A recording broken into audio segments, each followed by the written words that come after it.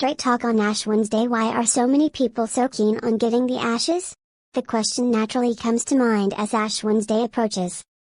Maybe it will be different this year. Lots of things are different in the age of COVID, but in normal times in the past, the first day of Lent, along with Christmas and Easter, has been one of the times in the year when packed churches were the rule instead of the exception.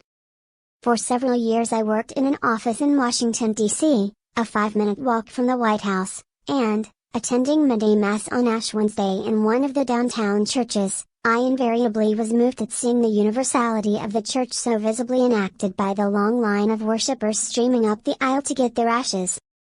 Here were men and women, old and young, white and black, Asian and Hispanic, street vendors and bureaucrats, construction workers in their work clothes, lawyers in custom-tailored suits, and all of them come together to acknowledge the same profoundly egalitarian truth: you are dust, and to dust you shall return.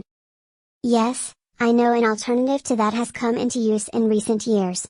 I have no quarrel with those who prefer it. But to me at least, and also to many others, I suspect it's the "you are dust" formula that strikes the authentic Lenten note of sorrow for sin in light of the overwhelming fact of our mortality.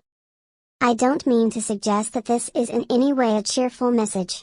Cheerful it's not, and upbeat it was never meant to be. So what is it that year after year draws people to take part in the slightly strange ritual of having a smudge of ashes placed on their foreheads and being told to remember that sooner or later they will turn to dust? The answer, I think, is this. Most of us are subjected much of the time either to treacly torrents of sweet talk or great billows of hot air.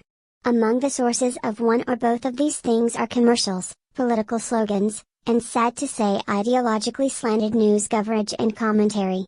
And yes, add feel-good homilies to the list. This is the toxic verbal diet we are constantly fed. We know it, we resent it, but there is precious little we can do about it. But once a year, on Ash Wednesday, that ancient institution, the Catholic Church, addresses us in plain, unvarnished speech on a matter of utmost, ultimate importance. In doing this, the Church has an eminent teacher and model. Addressing the Roman governor Pilate with his life at stake, Jesus said, "You say that I am a king.